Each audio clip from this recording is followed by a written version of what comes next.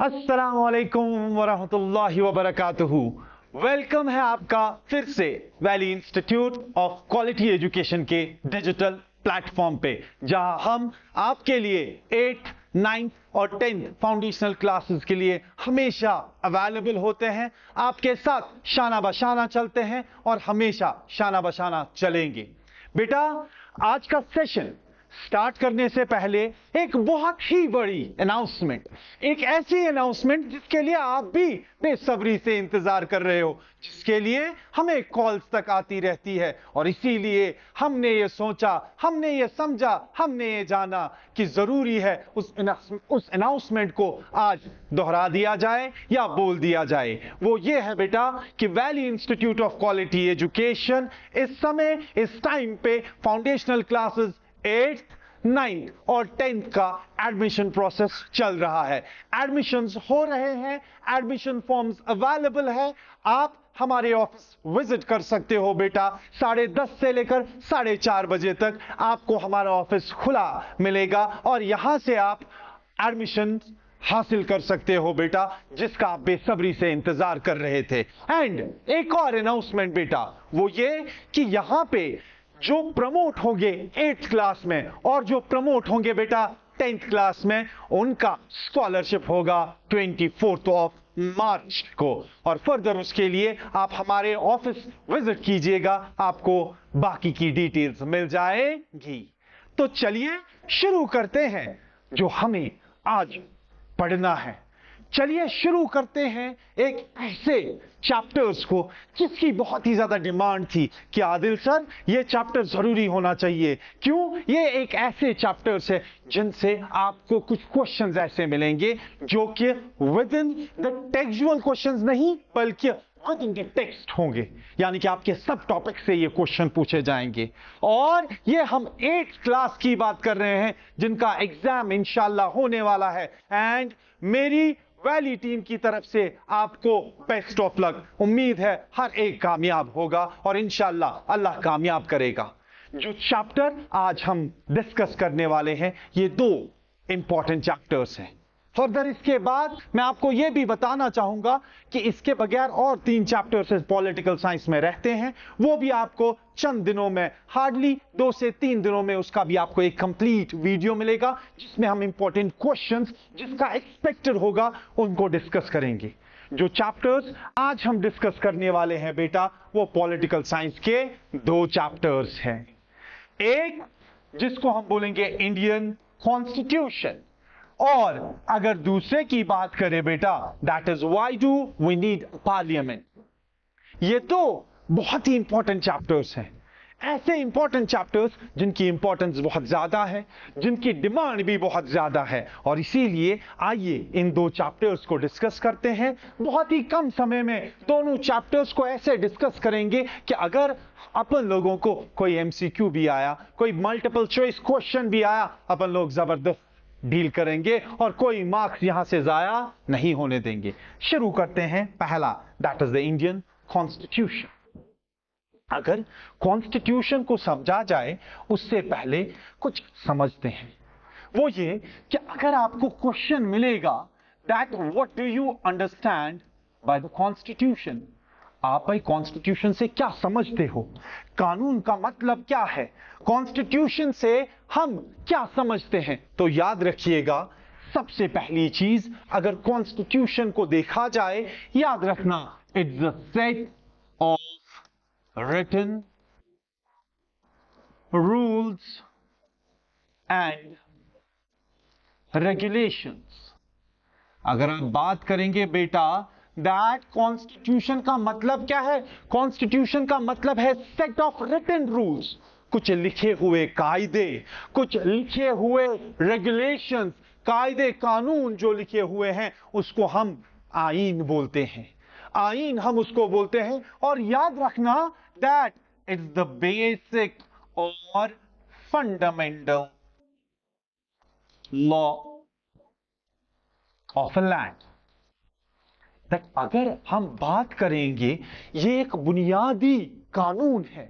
जब भी कॉन्स्टिट्यूशन की बात की जाए, जब भी आईन की बात की जाए, तो ये एक बुनियादी कानून है, एक ऐसी बुनियादी कानून जिस पे बाकी इमारतें खड़ी होंगी।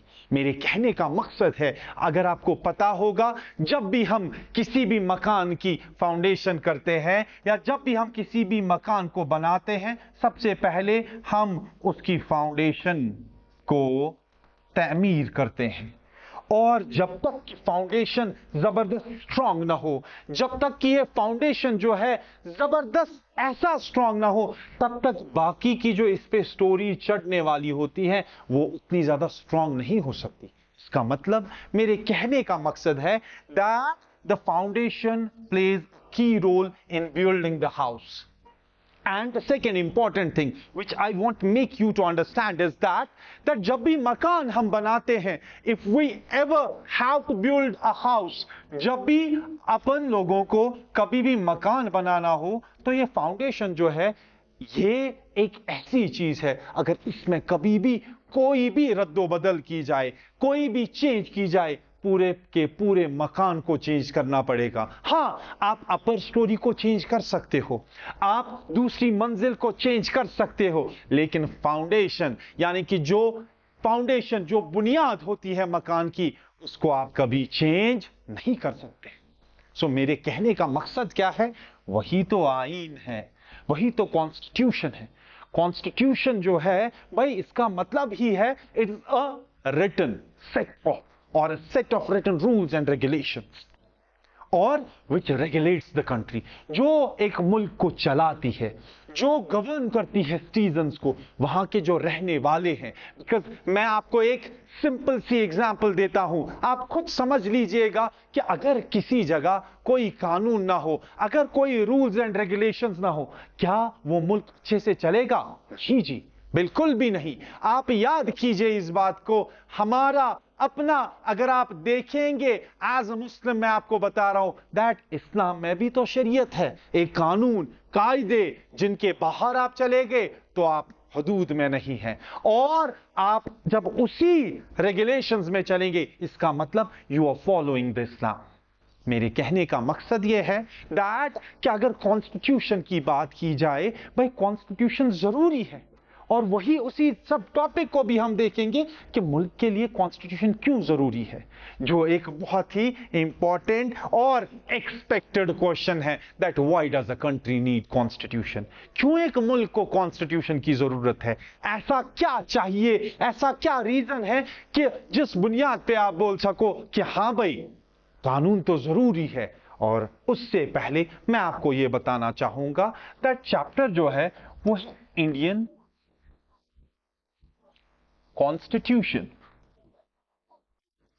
और याद रखना बेटा, इंडियन कॉन्स्टिट्यूशन के रिलेटेड मैं आपको बताना चाहूं दैट हमारे कानून को बनाने वाले कौन थे? हमारे कानून को बनाने वाले थे कॉन्स्टिट्यूएंट असेंबली। सिंपल अल्फाज में मैं बता रहा हूं, द लास्ट मिनट रिवीजन हम कर रहे हैं, हमारे कानून को बनाने वाले थे कानून साज assembly. Constituent assembly frame the constitution of India. और सेकेंड इंपॉर्टेंट थिंग, ये जो कानून साज असेंबली थी, इट वॉज इलेक्टेड बोले तो ये वोट से चुनी गई थी। जब वोट डाले गए थे, जब वोट्स का प्रोसेस था, इलेक्शन प्रोसेस के जरिए इस कॉन्स्टिट्यूएंट असेंबली को चुना गया। और ये स्टार्ट कब से हुआ? दिसंबर 1946 हमारा कानून बनना स्टार्ट हो गया। और कंप्लीट कब हुआ? याद रखिएगा, 26 नवंबर 1949, यानी कि 26 November 1949 we completed our constitution. हमने अपने कानून को कंप्लीट किया कब? 26 नवंबर 1949 को। और याद रखना, एनफोर्स यानी कि राह अमल में कब आ गया? इट वॉज 26 जनवरी 1950। 26 नवंबर 1950 को हमारा कानून राह अमल में आ गया। सर आप मुझे बता दीजिए यहां पे आप बता रही हैं दैट वी अडॉप्टेड या we completed our constitution on 26 November 1949। Sir ये एनफोर्स का मतलब क्या है? दोनों चीजें समझ लीजिए बेटा, ये भी एक इंपॉर्टेंट चीज है, याद रखना। एक एग्जाम्पल समझते हैं। मान के चलिए आपने किसी स्कूल में एडमिशन लिया, मान के चलिए आपने valley Institute of Quality education में एडमिशन लिया, लेकिन अभी मान के चलिए इस टाइम पे एडमिशन प्रोसेस चल रहे हैं वैली इंस्टीट्यूट में, और आप फॉर्म्स अवेल कर रहे हैं। आपने फॉर्म ले लिया, आपने फॉर्म लेने के बाद भाई उस फॉर्म पे कुछ रूल्स एंड रेगुलेशंस होंगे। आपने बाज़ाब्ता अपनी डिटेल्स भर ली, डिटेल्स भरने के बाद आपने सारे पॉइंट्स पढ़ लिए, whatever is the rules, whatever are the rules and the regulations of the Valley Institute of Quality Education. जो ही आपने वो सारा पढ़ लिया, पढ़ने के बाद आपने वो एडमिशन फॉर्म भर दिया, एडमिशन फॉर्म भरने के बाद आप वापस आए, सबमिट किया आपने ऑफिस में।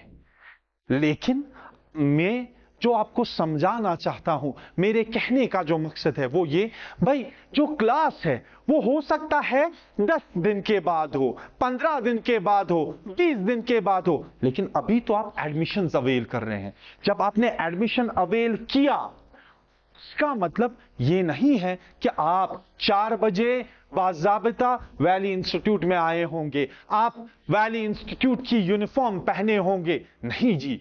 क्यों? मेरे कहने का मकसद ये है कि पहले आपने फॉर्म ले लिया, फॉर्म लेने के बाद आपने मान लिया कि मैं अपने आप को एडमिट करता हूं valley Institute of Quality education में। लेकिन जो ही आप वैली इंस्टीट्यूट में जब आपका सेशन स्टार्ट हो जाएगा, जब क्लासेस स्टार्ट हो जाएंगी, देन एट दैट टाइम आप पे वो रूल्स एंड रेगुलेशंस फॉलो हो गए, बिकॉज लागू हो गए आप पे।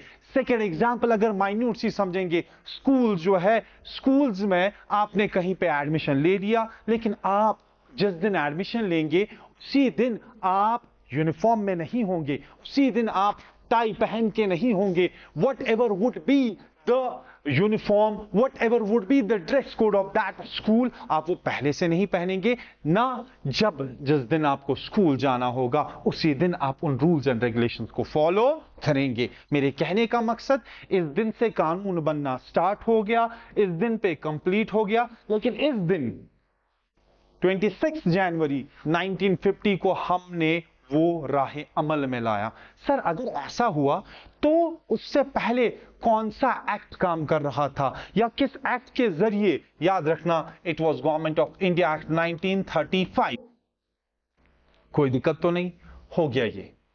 अब सेकेंड थिंग, याद रखना हमारे कानून को बनने में 2 साल 11 महीने और 18 दिन लगे। 2 years, 11 months and 18 days it took us to complete our constitution। और approximately अगर आपसे बोला जाएगा, ऑब्जेक्टिव अगर होगा, in how many years the Indian constitution was completed, approximately 3 साल। कोई दिक्कत तो नहीं बेटा? याद रखिएगा दैट ये समय एक्यूरेट है, 2 साल 11 महीने और 18 दिन लगे हमको कॉन्स्टिट्यूशन बनाने में, और अप्रोक्सीमेटली देखा जाए तो ये 3 साल है। यही तो हम यहां पे देख रहे हैं, that constitution means set of written rules and regulation on which a country and its citizens are govern. It is a fundamental law of a land. उसके बाद इन 1934 में INC made a demand for constituent assembly. जो Indian National Congress है, पहली बार उनके द्वारा demand की गई थी 1934 में कि हमें अपना कानून बनाने दीजिए, हम ब्रिटिश के लॉज या ब्रिटिश का कानून मानने वाले नहीं, ये हमारा हिंदुस्तान है, हम पे ब्रिटिशर्स ने बाज़ाब्ता जुल्म किया है। फाइनली वो कानून साज असेंबली दिसंबर 1946 में बनी, हमारा कानून कंप्लीट हुआ 26 नवंबर 1949 को, एंड इट वाज एनफोर्स्ड। लागू कब हुआ? 26 जनवरी 1950। अब आगे का सफर। Why does country need constitution? अगर ये चीजें देखी जाए जो मैंने आपको अभी बताया भी है, that this is one of the most important question which will be asked, which is having the 70, 80, 90% chance that this question might be asked in your examination, आपके एग्जामिनेशन में ये क्वेश्चन आ सकता है। तो याद रखना बेटा दैट हमें कानून क्यों चाहिए, किस लिहाज से चाहिए। याद रखना सबसे पहली चीज, अगर हम एज अ बाशिंदे हैं, सिटीजन्स हमेशा चाहेंगे, या जो बाशिंदे हैं रहने वाले, वो हमेशा चाहेंगे, उनका हमेशा डिमांड होगा, हमेशा वो डिमांड करेंगे that there must be some kinds of rules and regulations. आप बोलोगे क्यों सर, क्यों चाहेंगे बाशिंदे, क्यों चाहेंगे सिटीजन्स कि there must be some rules and regulations. मैं इसकी एग्जांपल आपको बता रहा हूं। मान के चलिए मेरे मोहल्ले में एक पार्क है, मान के चलिए कंटिन्यूसली कोई खेल रहा है और पर डे मेरा नुकसान किए जा रहे हैं, पर डे भाई मेरे घर का नुकसान किए जा रहे हैं। एंड मान के चलिए if there won't be any kind of the rules and regulations, किस हिसाब से, इन हरासिंग अ नेबर, या किस हिसाब से, इन थ्रेटनिंग अ नेबर। अगर ऐसा कुछ रूल्स एंड रेगुलेशंस नहीं होते देन ऑब्वियसली मैं क्या कर पाता, कुछ भी नहीं। सो इसीलिए बाशिंदे चाहते ही हैं रूल्स एंड रेगुलेशंस का। एक सेकंड एग्जांपल मैं बताऊंगा, अल्लाह ना करे कभी किसी का एक्सीडेंट हो गया, या ऐसा हुआ कि कभी किसी ने किसी की गाड़ी के साथ एक्सीडेंट किया, तो मान के चलिए वो बोलेगा कि नुकसान काहे का, कहां पे लिखा हुआ है कि मुझे तुम्हें नुकसान देना है, कहां पे लिखा हुआ है कि आप मेरा कुछ बिगाड़ सकते हो। सो ऑब्वियस सी बात उधर पे डिमांड होगी सिटीजन्स की that there must be some kinds of rules. अगर आप देखेंगे बेटा तो यहां पे देख लीजिए that first it lays down certain ideals, कुछ ऐसे ideas that form the basis of the kind of country that we citizens aspire to live in. यानी कि कानून ऐसे आइडियल्स लाता है, ऐसे रूल्स रेगुलेशंस लाता है जिनमें हम खुद बोलते हैं कि हां ये हमारे मुल्क में होने चाहिए।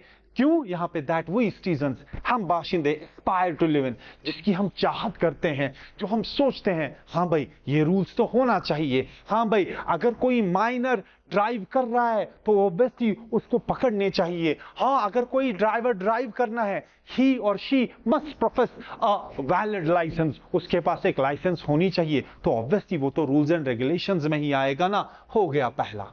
सेकेंड थिंग, कानून ही हमें बताता है दैट कि पॉलिटिकल सिस्टम जो है, जो सियासी सिस्टम है, यानी कि जो सियासत है उसका नेचर कैसा होगा।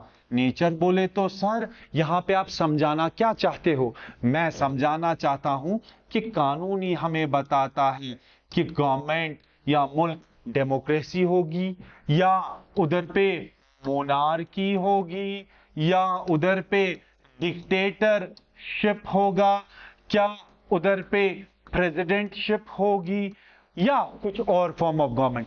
सर तो फिर क्या मोनार्की के यहां भी कानून है? बिल्कुल है कानून, क्योंकि कानून में ही ऑब्वियसली मोनार्की ने भी या बादशाह ने भी अपने हिसाब से कुछ रूल्स बनाए होते हैं। अगर कोई फॉर एग्जाम्पल से चोरी करेगा तो उसके हाथ काट दिए जाएंगे, या अगर कोई बादशाह के खिलाफ बोलेगा तो उसको सजाए मौत सुनाई जाएगी। कानून तो रूल्स एंड रेगुलेशंस है सर, इसीलिए कानून ही हमें बताता है गवर्नमेंट किस प्रकार की होगी, कंट्री में कौन से टाइप की गवर्नमेंट होगी, क्या डेमोक्रेसी होगी, क्या मोनार्की होगी, क्या डिक्टेटरशिप होगा, या प्रेसिडेंटशिप होगा। सो इसीलिए अगर आप देखेंगे second purpose, the second important purpose of a constitution is to define the nature of country's political system।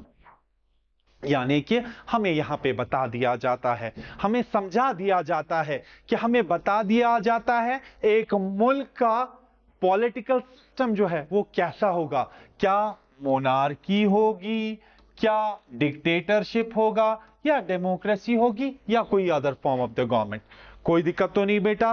उसके बाद ही तीसरा पॉइंट देख लीजिए, the constitution often lays down the rules. कुछ ऐसे रूल्स कॉन्स्टिट्यूशन आईन हमें बताता है, कुछ ऐसे rules that guard against the misuse of authority by our political leaders.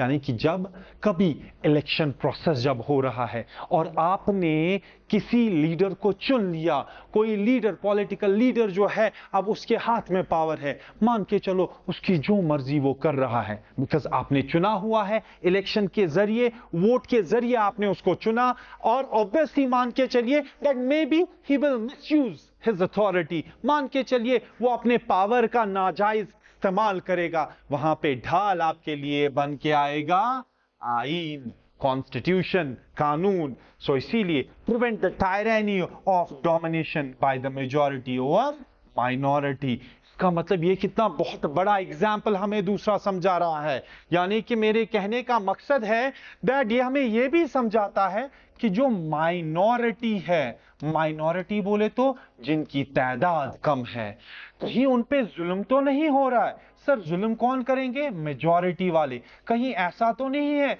कि मेजॉरिटी उन पे कोई जुल्म कर रहा है, मेजॉरिटी उन पे कोई रूल्स थोप रहे हैं? भाई अगर ऐसा है तो उस समय बचाने के लिए कौन आएगा? कानून, कॉन्स्टिट्यूशन। इट प्रिवेंट्स, रोक देता है, ये प्रिवेंट्स द टायरनी, जुल्म को रोक देता है। जो जुल्म करने वाले कौन होते हैं? भाई जुल्म करने वाले मेजॉरिटी होते हैं। और जुल्म किन पे किया जाता है? माइनॉरिटी पे जुल्म किया जाता है। तो इसीलिए अगर यहां पे हम देखेंगे बेटा, तो ये देख लीजिए that it prevents the tyranny, जुल्म को रोक देता है। और डोमिनेशन, कहीं डोमिनेट तो नहीं होंगे बाय द मेजॉरिटी, कहीं जो तादाद में ज्यादा है कहीं वो डोमिनेट तो नहीं करेंगे, किनको? माइनॉरिटी को। और आगे हम देखेंगे ऑब्वियसली एक बहुत ही इंपॉर्टेंट पॉइंट बेटा, याद रखना, ये सबसे इंपॉर्टेंट पर्पस है कॉन्स्टिट्यूशन का, कानून का इंपॉर्टेंट पर्पस है। क्यों? आप खुद बोल रहे हो कि हाँ कुछ रूल्स तो होने चाहिए, कुछ रेगुलेशंस तो होने चाहिए। लास्ट का पॉइंट अगर आप यहां पे देखोगे, इंपॉर्टेंट क्वेश्चन है बेटा, यहां पे लास्ट का हमें पॉइंट बताता है, constitution is to save us from ourselves, यानी कि कानून ही हमें बताता है, कानून ही हमें बोल रहा है कि मैं आपको बचा रहा हूं लेकिन आपके ही अपने आप से, मुझे बचा रहा है लेकिन मुझसे ही खुद बचा रहा है। इसकी एग्जाम्पल समझ लेना बेटा ध्यान से, याद रखना। मान के चलिए कि हमारे यहां टाइप ऑफ गवर्नमेंट है, जो कानून ने हमें बताया है, लेट अस सपोज डेमोक्रेसी है। डेमोक्रेसी जमहूरियत है, जहां पे बाज़ाबिता इलेक्शन प्रोसेस के जरिए वोट डालते हैं और हम चुनते हैं। समझ लीजिएगा बेटा, मान के चलिए इसमें डिसीजन में कुछ फैसला करने में डिले लग जाता है। डिले यानी कि अगर डिसीजन लेना हो, जो रूल्स बनाने हो, उसमें बहुत समय लगता है। और आप मान के चलिए बहुत ही ज्यादा आग बगोला हो गए, आपने बोला ये कहां है, ये डेमोक्रेसी को फेंक दीजिए, हम डेमोक्रेसी नहीं चाहते, मैं इसके बदले लाना चाहता हूं डिक्टेटरशिप, मैं इसके बदले लाना चाहता हूं मोनार्की, बादशाहत लाना चाहता हूं, डिक्टेटरशिप लाना चाहता हूं। आपके मन में ये आ गया, आपने बोला भाई आज से जमहूरियत खत्म, आज से डेमोक्रेसी खत्म, आज से इलेक्शन प्रोसेस खत्म, आज से बादशाहत का रूल या आज से तानाशाही रूल चलेगा। लेकिन उसी समय आपके पास आपको बचाने के लिए आता है कौन?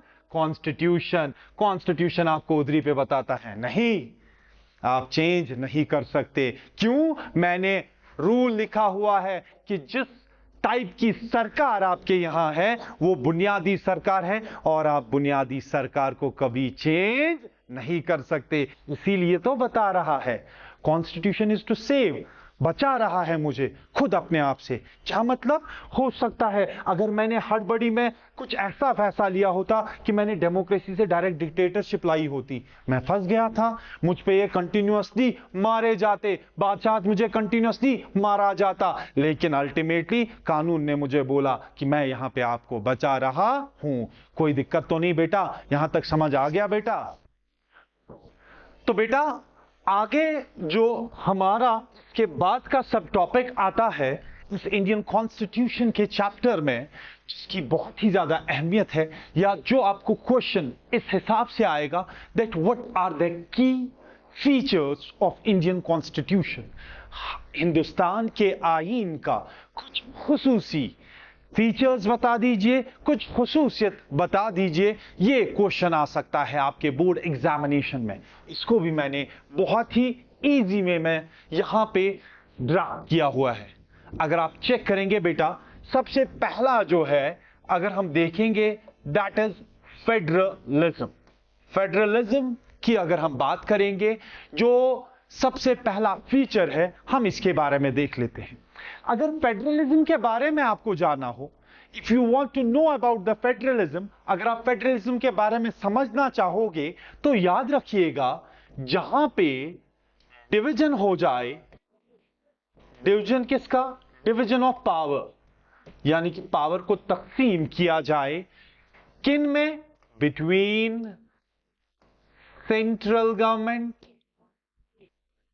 स्टेट गवर्नमेंट, और इसके साथ आएगा एक और, दैट इज लोकल गवर्नमेंट। मेरे कहने का मकसद जो है, जो मैं आपको समझाना चाहता हूं बेटा, वो ये है कि फेडरलिज्म का मतलब है जहां पे एक से ज्यादा लेवल्स गवर्नमेंट की हो, जहां पे सिर्फ एक किस्म की सरकार ना हो, जहां पे सिर्फ सेंट्रल गवर्नमेंट ही ना हो, बल्कि स्टेट गवर्नमेंट यानी कि रियासतों के लिए अलग सरकार हो, और जहां पे लोकल गवर्नमेंट। सर हमें बता दीजिए, सेंट्रल गवर्नमेंट को अगर हम देखेंगे, ये पूरी कंट्री के लिए होता है, और आपको पता भी होनी चाहिए कि यहां पे हमारे हेड है पीएम, प्रधानमंत्री, प्राइम मिनिस्टर। स्टेट गवर्नमेंट में अगर देखेंगे तो ऑब्वियसली यहां पे चीफ मिनिस्टर, और लोकल गवर्नमेंट की देखेंगे तो ये गांव और शहरों में होती है। गांव और शहरों में यानी कि ग्रास रूट लेवल डेमोक्रेसी, जहां पे आप बाज़ाब्ता लोगों को इन्वॉल्व करते हो गवर्नमेंट में, और वहां पे आपको रूरल एरियाज में आपको मिलेगा पंचायत, और अर्बन एरियाज में म्युनिसिपैलिटी मिलेगा। ठीक हो गया फेडरलिज्म। दूसरा feature, parliamentary form of government. Parliamentary form of government बोले तो ऑब्वियसली जहां पे बाज़ाब्ता डिस्कशंस हो, जहां पे डिस्कशंस के साथ साथ आपके हाउसेस भी हो, जहां पे बाज़ाब्ता लॉ फ्रेम किया जाता है। इवन दो जहां पे क्वेश्चंस भी हो, क्वेश्चंस बोले तो यानी कि जो सरकार चल रही है, जो सरकार काम कर रही है, उनसे बाज़ाब्ता क्वेश्चन पूछा जाए कि आपने कितना काम किया, कैसा काम किया, उस बारे में भी उनको बाज़ाब्ता नॉलेज, या उस बारे में भी उनको बाज़ाब्ता बता दिया जाए और पूछा जाए। Separation of powers. Separation of powers का मतलब क्या होता है? पावर अलग अलग होना। याद रखना, गवर्नमेंट के पास 3 प्रकार के अंग हैं। एक जिसको हम लेजिस्लेचर बोलेंगे, एक जिसको हम एग्जीक्यूटिव बोलेंगे, और एक जिसको हम जुडिशरी बोलेंगे। याद रखिएगा बेटा, अगर लेजिस्लेचर देखा जाए तो लेजिस्लेचर का काम है लॉ बनाना, कानून बनाना, और एग्जीक्यूटिव का काम है लॉ को इंप्लीमेंट करना, कानून को इंप्लीमेंट करना। जुडिशरी का काम है चेक करना, इंसाफ का काम करना। क्या भाई ये जो लॉ बना है, क्या ये वैलिड है, क्या ये आईन के तहत है? और इनका काम है लॉ को इंप्लीमेंट करना, वो जो लॉ बना हुआ है उसको राहे अमल में लाना। और उसके बाद अगर हम बात करते हैं किसकी, अगर हम बात करते हैं जुडिशरी की, जुडिशरी का काम है चेक करना, ये देखना क्या भाई सही से सब कुछ हो रहा है, कहीं किसी के साथ कोई नाइंसाफी तो नहीं हो रही है। चेक करना whether all the organs are working according to the constitution। हो गया सेपरेशन ऑफ पावर्स।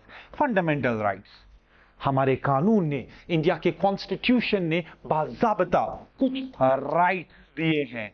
ऐसे राइट्स जो बुनियादी है, फंडामेंटल राइट्स है, जो हमसे छीन नहीं सकते, विच आर बेसिक, यानी कि भाई ये कुछ क्लेम्स है जो सिटीजन करता है, या कानून जो है वो कुछ हक देता है एक सिटीजन को। और फंडामेंटल राइट्स के तहत मैं आपको शॉर्ट में बोलूंगा that there are the 6 fundamental rights, जैसे कि एक, right to equality, second right to freedom, third right against exploitation, उसके बाद right to freedom of religion, उसके बाद cultural and educational rights, and the last which is known as the heart and soul of Indian constitution, that is right to constitutional remedies. और इसको heart and soul of the Indian constitution बोलने वाले कौन थे?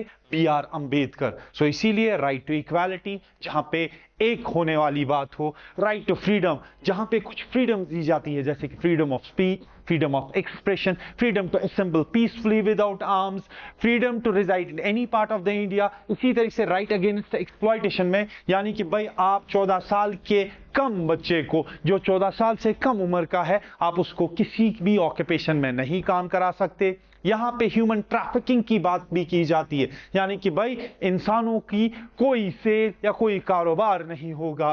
Cultural and educational rights, कुछ तहजीबी तमद्दुनी rights हर एक minority group के लिए, और इसी तरीके से right to constitutional remedies. Right to freedom of religion में मजहबी, यानी कि आप अपने मजहब का प्रचार कर सकते हो, आपको कोई रोकने वाला नहीं। Last one is secularism. Secularism का मतलब याद रखिएगा बेटा, सेक्युलरिज्म का मतलब हुआ no official religion. No official religion बोले तो यानी कि इंडिया जो है, इंडिया का अपना कोई रिलीजन नहीं।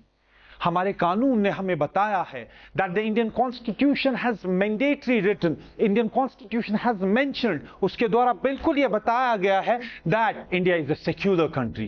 कोई भी किसी भी प्रकार का कोई भी मजहब नहीं है इंडिया का।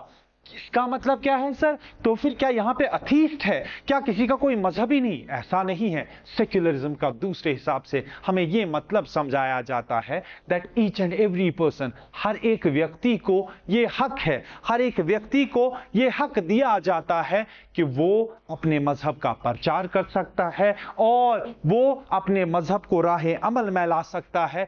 उसको उसमें से कोई भी प्रॉब्लम नहीं होगी और उसको उससे रोका नहीं जाएगा। That we stand for the secularism. इसके बगैर भी कुछ और भी फीचर्स है, जैसे कि directive principles of the state, जैसे कि फंडामेंटल ड्यूटीज। लेकिन बेटा आपका जो बुक है, एनसीईआरटी बुक जो है आपकी, अभी के लिए इतना है आपके लिए, लेकिन with the span of time अगर कभी किसी का करियर यूपीएससी, आईएएस या केएस में चला गया तो बेटा आपको एक अलग एक बुक ही मिलेगी जिसका नाम ही होगा इंडियन पॉलिटी, और वहां से आप पढ़ लोगे फिर इंडियन पॉलिटिक्स में या इंडियन पॉलिटी में और क्या क्या खुसूसियत है। इधर तक कोई दिक्कत तो नहीं बेटा? यहां तक सबको समझ में आ गया?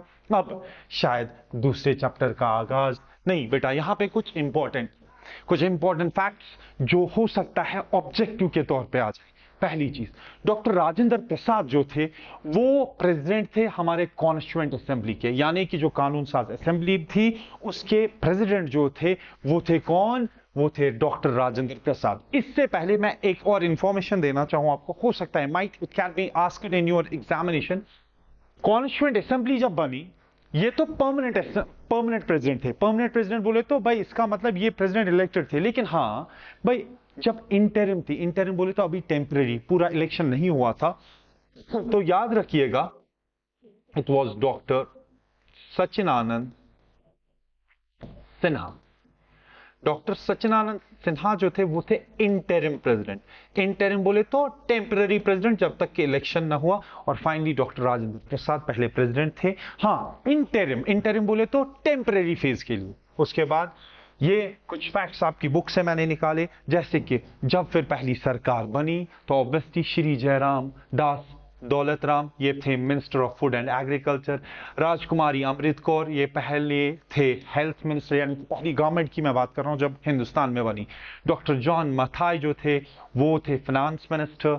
सरदार वल्लभ भाई पटेल थे deputy prime minister, even though ये होम मिनिस्टर भी थे, चेक कर लेना बेटा ये। और इसी तरह से श्री जगजीवन राम जो थे वो थे लेबर मिनिस्टर, और प्राइम मिनिस्टर तो सबको पता होगा ना, इट वॉज जवाहरलाल नेहरू। इधर तक कोई दिक्कत तो नहीं बेटा? शुरू करते हैं अब इसके बाद next chapter why do we need a parliament. Parliament को समझने से पहले इस पे बहुत ऐसी चीजें हैं जो मैं अब आपको समझा रहा हूं और जो बहुत ही ज्यादा इंपॉर्टेंट है आपके लिए, और उसको समझना भी बहुत ज्यादा अनिवार्य है। हो सकता है इफ द नीड अराइजेस, अगर ऐसा कभी नीड अराइज भी हुआ तो हो सकता है मैं उसके रिलेटेड एक अलग से वीडियो भी आपको दूं, लेकिन फिलहाल मैंने कोशिश की है कि वो इसी चैप्टर में मैं समझा दूं। लेकिन हाँ, ये शुरू करने से पहले मैं आपको पार्लियामेंट का कंसेप्ट देना चाहूंगा। याद रखना, हमारी कंट्री जो है दैट इज डेमोक्रेटिक। डेमोक्रेटिक मतलब बोले तो इसका मतलब जो रूलर है, यानी कि जो हम पे रूल करता है, जो इंडिया पे रूल करता है, वो रूलर जो है वो इलेक्टेड होता है। इलेक्टेड बोले तो वो चुना जाता है। इलेक्ट तब होगा जब एक प्रोसेस होगा, और वो प्रोसेस है इलेक्शन का। और इलेक्शन में ऑब्वियसली हम डालते क्या है? वोट। वोट डालने वाले कौन है? पीपल, यानी कि लोग। इंडिया के लोग जब वोट डालते हैं तब जाके एक रूलर जो है वो इलेक्ट होता है। कोई दिक्कत तो नहीं। लेकिन याद रखिएगा भाई, ये जो इलेक्टेड रिप्रेजेंटेटिव्स है, यानी कि जिनको चुना जाता है, जो इलेक्टेड रिप्रेजेंटेटिव्स है, जब उनको इलेक्शन प्रोसेस के जरिए चुना जाता है तो ये बैठते हैं एक घर में। याद रखिएगा, मैं फिर से बता रहा हूं, द इलेक्टेड रिप्रेजेंटेटिव्स, उनको बैठने के लिए एक घर होता है जिस घर में ये बैठते हैं। और याद रखना, इसको हम बोलते हैं, इस घर को, पार्लियामेंट। यानी कि पार्लियामेंट हम बोलेंगे दूसरे हिसाब से consists of the elected representatives, जहां पे इलेक्टेड रिप्रेजेंटेटिव्स होते हैं। और याद रखना, इनको एक और नाम भी दिया जाता है इन इलेक्टेड रिप्रेजेंटेटिव्स को, that is member of parliament. इनको बोला भी जाता है member of parliament. Member of parliament इसलिए का सदस्य है पार्लियामेंट के। और पार्लियामेंट का अगर हिंदी नाम भी आप जानना चाहो तो याद रखना, इसको बोलते हैं संसद। संसद इसको बोला जाता है। तो याद रखना, संसद consists of the elected representatives, जो बाज़ाब्ता इलेक्ट किए गए होते हैं। और याद रखना, इलेक्टेड रिप्रेजेंटेटिव जो हैं उनको वोट के जरिए, और वोट डालने वाले लोग होते हैं। तो इसीलिए हमारा रूलर जो है वो क्या होगा? इलेक्टेड। ये रूलर कहां से आया, गवर्नमेंट कैसे बनती है, वो इसी चैप्टर में देखेंगे। लेकिन फिलहाल पहले मैं आपको समझा रहा हूं। अगर आप देखेंगे, जो पार्लियामेंट है, पार्लियामेंट, याद रखना, अभी तक शायद हमने सुना होगा parliament consists of the Lok Sabha as well as Rajya Sabha. लेकिन याद रखना, पार्लियामेंट में सबसे पहला अन्यवारी शख्स, जो एक इंटीग्रल पार्ट है पार्लियामेंट का, यानी कि जो एक अहम शख्सियत है पार्लियामेंट की, जो पार्लियामेंट के साथ जुड़ा हुआ है, वो है प्रेसिडेंट। उसके बाद लोकसभा, और उसके बाद राज्यसभा। सो याद रखना, पहली चीज जो मैंने यहां पे आपको समझाई, that is parliament consists of the president plus Lok Sabha plus Rajya Sabha.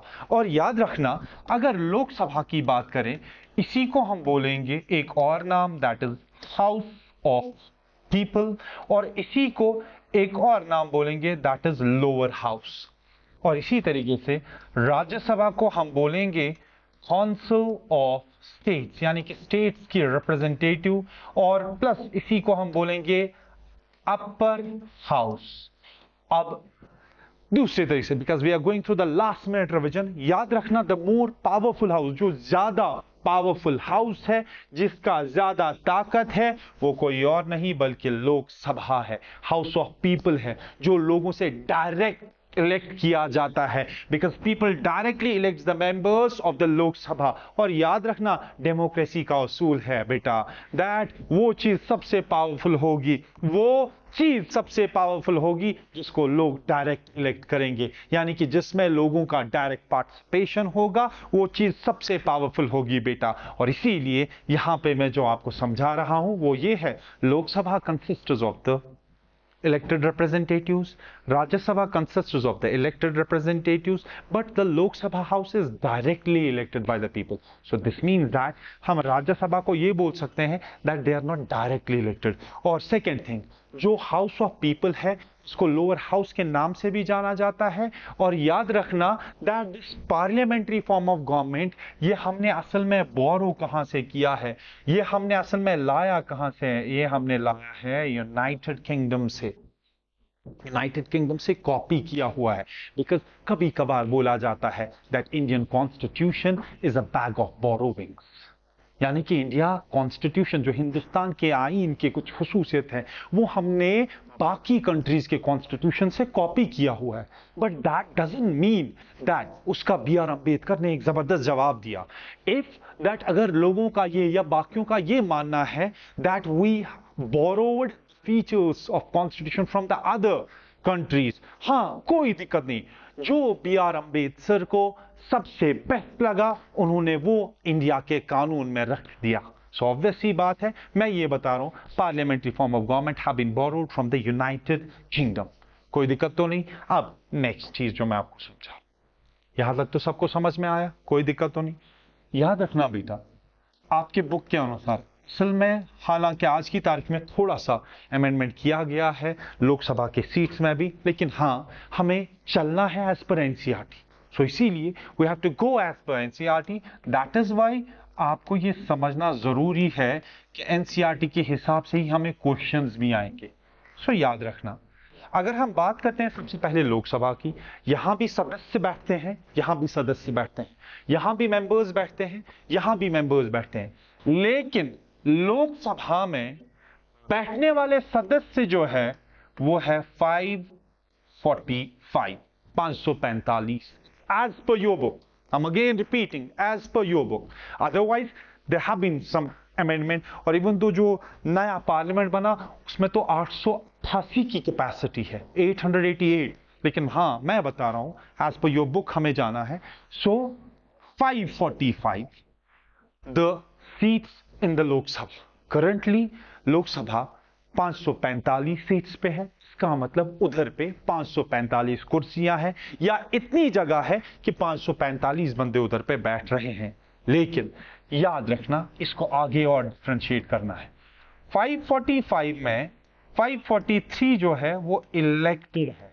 Elected बोले तो यानी कि उनको इलेक्शन प्रोसेस के जरिए चुना जाता है, और जो दो है वो नॉमिनेटेड है। नॉमिनेटेड बोले तो उनमें कोई इलेक्शन नहीं होता, उनको ऐलानिया तौर पर नॉमिनेट किया जाता है, और ये एक कम्युनिटी से होते हैं जिस कम्युनिटी को हम बोलेंगे एंग्लो इंडियन कम्युनिटी, यानी कि जिनकी एंसेस्ट्री ब्रिटिश यूके से रिलेट हो। कोई दिक्कत तो नहीं, ये सब टॉपिक मैं बहुत आराम से समझा रहा हूं। प्रॉब्लम होगी बेटा कमेंट में बता दीजिएगा, इसको मैं फिर से समझा दूंगा, फिर से इस पे अगर वीडियो मुझे बनाना पड़ा तो कोई दिक्कत नहीं। लेकिन ये समझ लीजिए लोकसभा में मान के चलिए टोटल कुर्सियां 545 है, 543 जो है वो इलेक्टेड होते हैं और 2 जो है वो नॉमिनेटेड होते हैं। ठीक, नॉमिनेट कौन करता है? प्रेसिडेंट इनको नॉमिनेट करता है। इसीलिए तो मैंने बोला president is integral part of parliament. कोई दिक्कत तो नहीं, ये समझ आ गया यहां तक। और याद रखना, बिकॉज इलेक्शन आने वाला है परसों, भाई 2024 का मार्च में इलेक्शन होने वाला है या अप्रैल में इलेक्शन होने वाला है, वो इलेक्शन कोई और नहीं, उसी को तो लोकसभा इलेक्शंस बोलते हैं, या उसी को हम बोलते हैं जनरल इलेक्शन। जनरल इलेक्शन क्यों? बिकॉज ये होते हैं 5 साल के बाद। इसका मतलब मुझे एक और चीज समझ आ गई, लोकसभा में बैठने वाले सदस्य 5 साल तक बैठ सकते हैं, 5 साल के बाद लोकसभा डिसॉल्व। सर क्या मतलब? समझ लीजिए, आपको पता होगा 2014 में 2014 में जो इलेक्शन जीती थी गवर्नमेंट, या जिस पार्टी ने जीता था वो बीजेपी थी, उन्हीं की सरकार बन गई। फिर इनका रूल 5 साल तक चलना था, तो ऑब्वियसली 2019 तक इनका चला, एंड फाइनली फिर से इलेक्शन हुए और फिर से भाजपा के द्वारा जीता गया, और फाइनली अब ये 2024 तक रहेंगी, और इसीलिए परसों अप्रैल या मार्च में इलेक्शन फिर से होने वाला है। और ये इलेक्शन कौन सा है? लोकसभा वाला, या जिसको दूसरा क्या बोलेंगे? जनरल इलेक्शन वाला। और लोकसभा ही तो वो इलेक्शन है जिसमें हमें मिलता है प्रधानमंत्री, जिसमें हम प्राइम मिनिस्टर मिलते हैं, जिसमें प्राइम मिनिस्टर का वजूद कायम होता है। या लोकसभा ही तो वो इलेक्शन है जिसमें एक कंट्री को अपना रूलर मिल जाता है, वो भी इलेक्टेड। इधर तक कोई दिक्कत तो नहीं। So Lok Sabha consist of 545 members, 543 are elected and 2 are nominated. Sir हमारे यहां तो 28 स्टेट्स हैं और हमारे यहां तो 7 यूनियन टेरिटरीज है। सर फिर ये 543 मेंबर कहां से और कैसे रिप्रेजेंट करते हैं? आगे और देख लीजिए। याद रखना, इलेक्शन के जरिए, for the purpose of election, election के लिए इंडिया में जब लोकसभा इलेक्शन होते हैं, इंडिया में जब भी लोकसभा इलेक्शंस होते हैं, जनरल इलेक्शंस होते हैं या स्टेट इलेक्शंस होते हैं, तो स्टेट के लिए जब इंडिया में यानी कि पूरे कंट्री में होंगे लोकसभा इलेक्शन, पूरे कंट्री के लिए होंगे, because parliament represents the legislature of full country. So याद रखना, लोकसभा पूरी कंट्री के लिए है।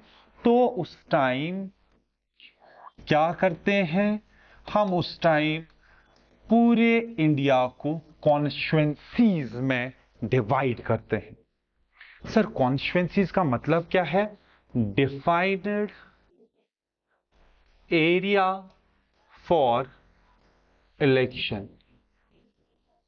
कोई दिक्कत तो नहीं? यानी दूसरे अल्फाज में वोटर जो है, यानी कि जिसको वोट डालने का हक है, उसको एक डिफाइनेड एरिया दिया जाता है दैट आप इस एरिया तक अपना वोट डाल सकते हो।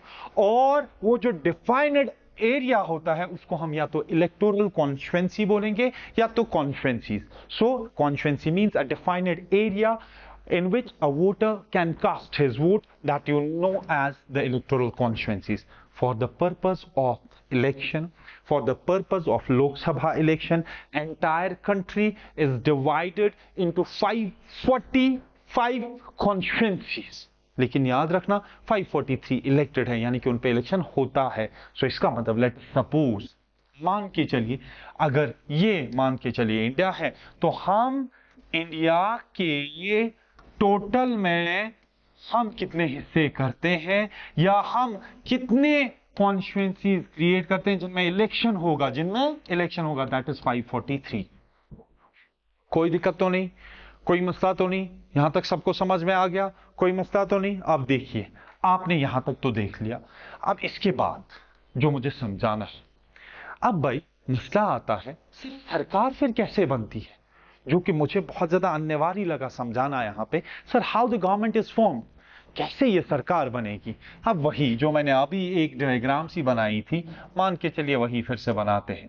Late us suppose that these are the 543 constituencies. Let us suppose, मान के चलो that these are the 5, let us suppose 1 2 3 and so on करके मैं लेट अस सपोज यहां पे 543 लिखता हूं। लेट अस सपोज, अब ध्यान से मेरी बात सुनना, जब इलेक्शंस होते हैं तो कॉमन सेंस की बात है, पॉलिटिकल पार्टीज होती हैं जो इलेक्शन में खड़ी होती हैं या जिनका काम होता है इलेक्शन में खड़ा होना, या जो इलेक्शन फाइट करते हैं या कंटेस्ट करते हैं।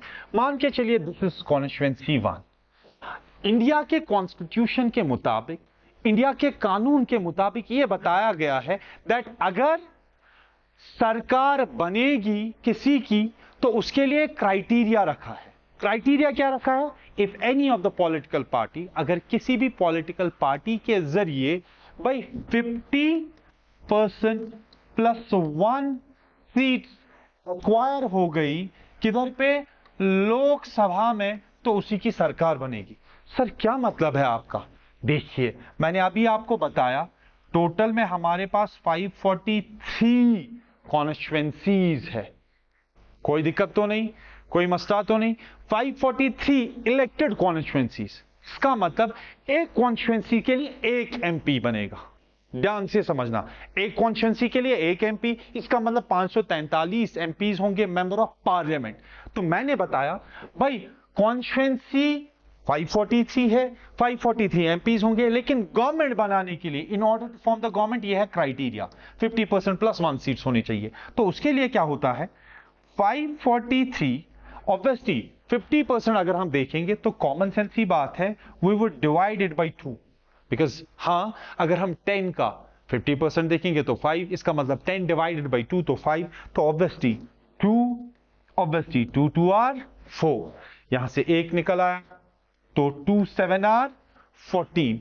याद रखिएगा यहां पे 2 7 और 14 के बाद 3 बचता है, 3 तो ऑड है, इवन से डिवाइड नहीं होगा, तो मान के चलिए मैंने यहां पे 271.5 लिख दिया। लेकिन हां इंसान के तो आधे टुकड़े नहीं कर सकते, जिसको नंबर ऑफ सीट्स के द्वारा बताया गया है कि अगर किसी को भी गवर्नमेंट बनानी है या गवर्नमेंट बनाने के लिए एक पॉलिटिकल पार्टी के पास मिनिमम होने चाहिए 272 सीट्स।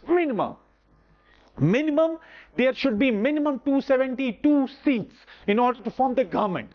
सर मिनिमम मतलब फॉर एग्जांपल से मेरे पास ये पेन है और मैंने बताया दैट इस पेन की कॉस्ट है बराबर 20 रुपीज। अगर किसी के पास 19.999 भी है स्टिल नहीं, बराबर 20 रुपीज। इसका मतलब मेरी जेब में कम से कम 20 रुपीज तो होने चाहिए, और 20 रुपीज जब होंगे then I am able to buy this pen. अब अगर 20 से कम होंगे 19.5, 19.7, 19.8, 19.9, मैं फिर भी खरीद नहीं सकता, because it has been mandatory said that 20 rupees is the cost of this pen। ठीक, अब अगर 21 भी होंगे कोई दिक्कत नहीं, 25 होंगे कोई दिक्कत नहीं, 27 होंगे कोई दिक्कत नहीं। इसी तरीके से in order to form the government out of 543 constituencies, या जिनको हम लोकसभा के हिसाब से सीट्स भी बोलेंगे, मिनिमम होनी चाहिए 272 सीट्स। यानी कि 272 का आंकड़ा एक पॉलिटिकल पार्टी को पार करना पड़ेगा, या 272 के आंकड़े पे रुकना पड़ेगा, या 272 आंकड़े को हासिल करना पड़ेगा, तब जाके वो सरकार बना सकती है। सो इसीलिए भाई 272 is the minimum number of the seats in order to form. Maximum कहीं भी चला जाए कोई दिक्कत नहीं। और याद रखिए बेटा 2014 में भाजपा के पास, भारतीय जनता के पास करीबन 282 सीटें थी, तो 272 का आंकड़ा तो पार कर लिया था ना। और 2019 में करीबन 312 के करीब सीट्स थी, या 300 प्लस ही सीट्स थी, तो 272 का आंकड़ा तो पार कर लिया था भाजपा ने, भारतीय जनता पार्टी ने। तो ऑब्वियस सी बात है सरकार किनकी बनेगी? भाजपा की। अब 2024 के इलेक्शंस होंगे तो देखते हैं उसमें किसकी जीत होगी। अब समझाने के लिए फॉर एग्जांपल से दिस इज कॉन्स्टिट्यूएंसी 1, और मान के चलिए ये Aam Aadmi party, BJP, Bahujan Samajwadi party, INC, Indian National Congress, मान के चलिए यही 4 पार्टीज फिलहाल रखते हैं, कोई दिक्कत तो नहीं। अब ध्यान से कॉन्स्टिट्यूएंसी 1 में इलेक्शन है, तो इसका मतलब ये तो आपस में इलेक्शन लड़ रहे हैं। फॉर एग्जांपल से आम आदमी पार्टी से राहुल उठा है, कोई दिक्कत तो नहीं। इसी तरीके से भाजपा से हम मान के चलते हैं मनीष उठा है। इसी तरीके से बहुजन समाजवादी पार्टी से हम मान के चलते हैं श्रुति उठी है, और इसी तरीके से आईएनसी से मान के चलिए हम देखेंगे कि मिल उठा है, कोई दिक्कत तो नहीं। ये मान के चलिए ये 4 बंदे हैं। अब मान के चलिए राहुल को 50,000 वोट आए, इसी तरीके से मनीष को 60,000, इसी तरीके से इसको 70,000, इसी तरीके से इसको 55,000, कोई दिक्कत तो नहीं।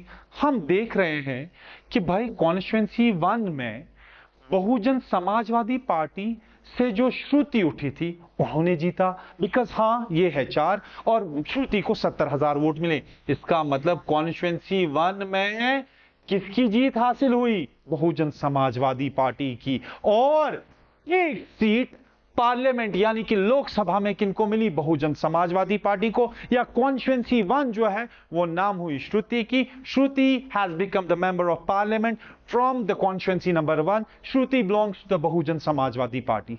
इसी तरीके से आगे यहां पे मान के चलो, लेट अस सपोज बीजेपी ने जीता, यहां पे आईएनसी ने, इसी तरीके से यहां पे, और मान के चलो बराबर 543 पे इलेक्शन हुआ।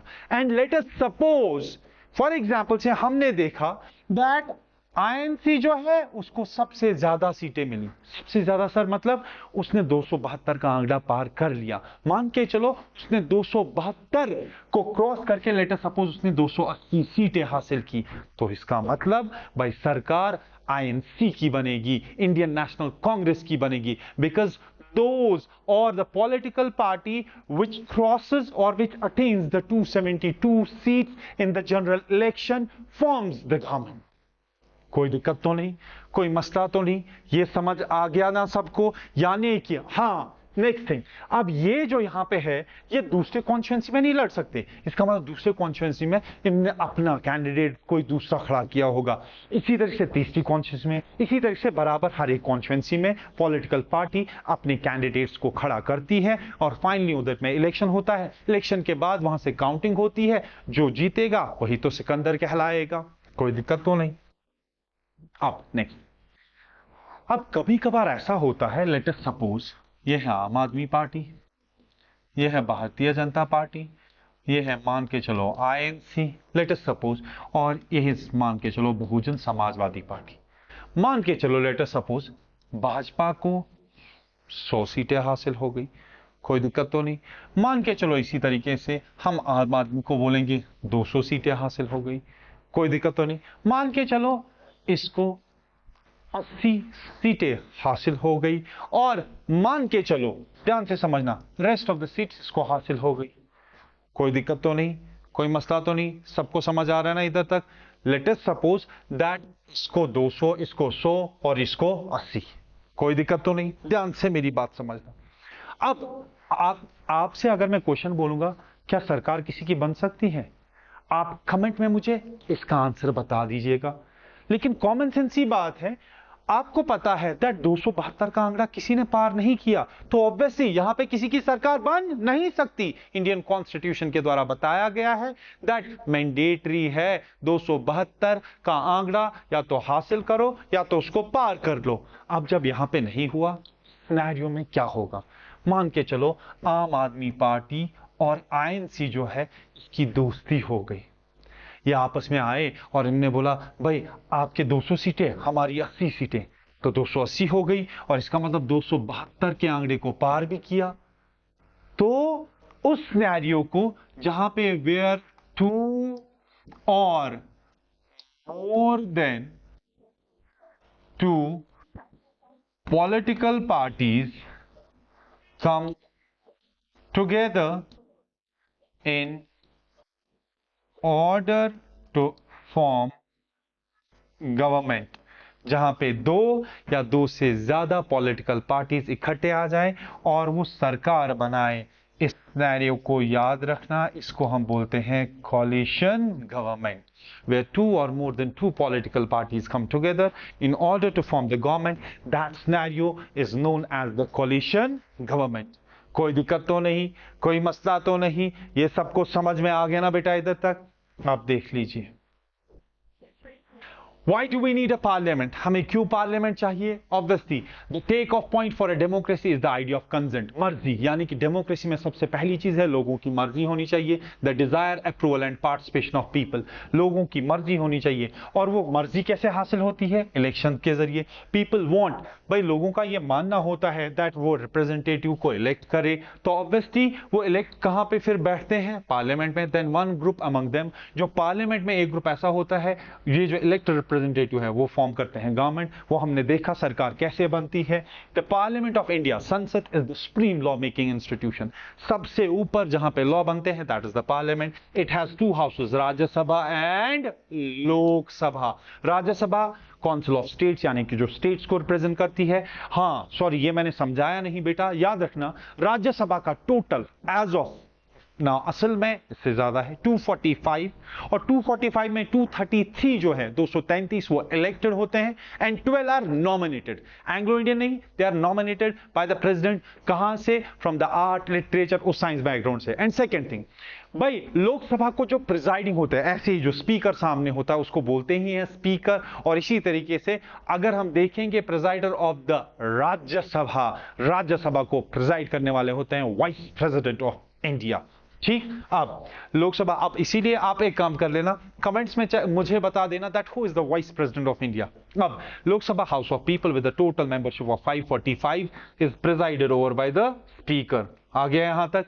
अब आगे, अब ये कुछ आपको इंपॉर्टेंट चीज है। EVM, electronic voting machine, we are use throughout the country. पहली दफा इलेक्ट्रॉनिक वोटिंग मशीन जो है जिसके जरिए वोट डाला जाता है, वो करीबन मान के चलिए ऐसे होती है। यहाँ पे एक बटन आपको मिलेगा, उस बटन को यहां से आपको एक जिस पार्टी को आप वोट करें उसका सिंबल मिलेगा और जो कैंडिडेट होगा, और इसी तरीके से उसको हम बोलते हैं इलेक्ट्रॉनिक वोटिंग मशीन। ये कब पहली बार यूज की गई? 2004 में जनरल इलेक्शंस में।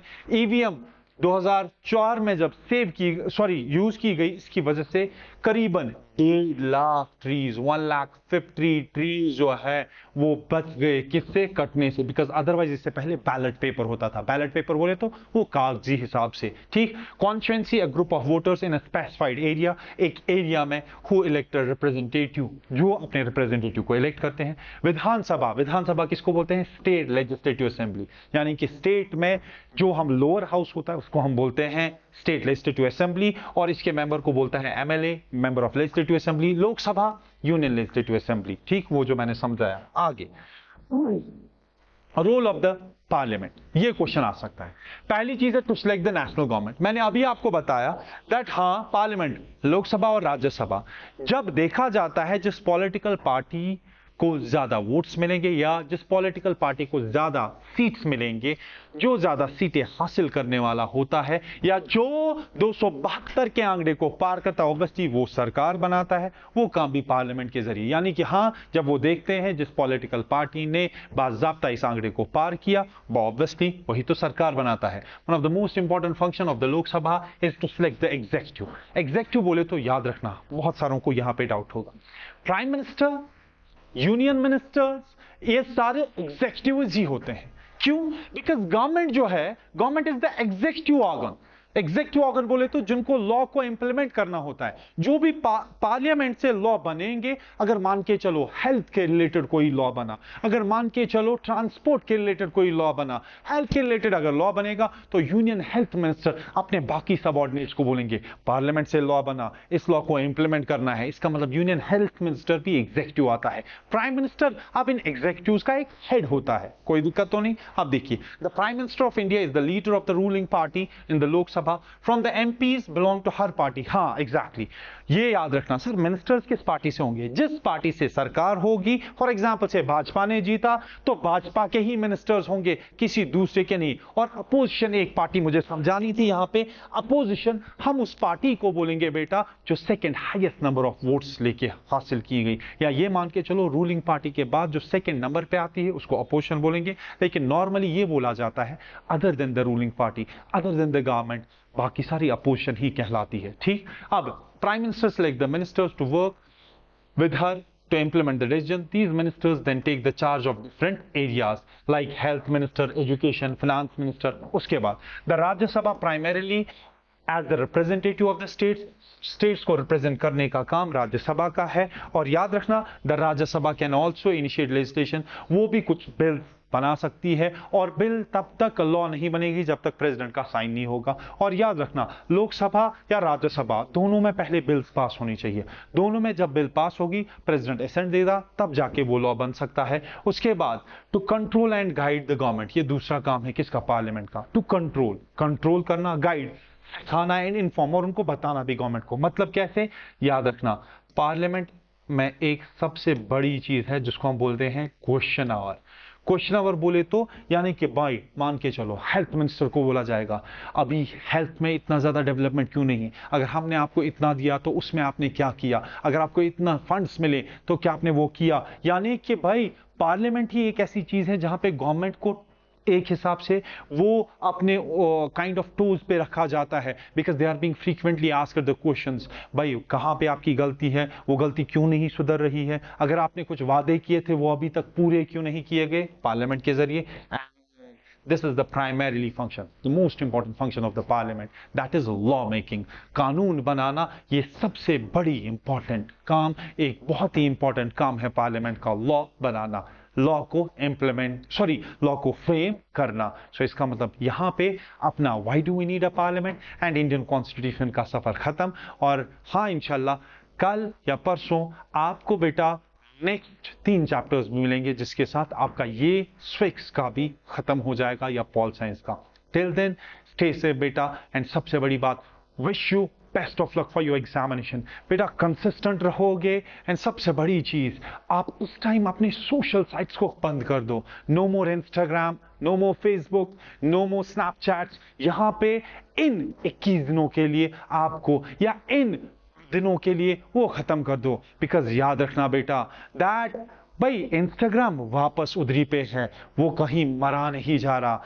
स्नैपचैट मरा नहीं जा रहा। यहां पे जितना फोकस आप अपने एग्जाम के लिए रखोगे बेटा, उतनी ज्यादा खुशी आपको मिलेगी। याद रखना भाई, आप उस दिन का इंतजार करो दैट जब रिजल्ट आएगा and you would be among the shining star and you will feel a proud, your mother your father will feel a proud on you. क्यों?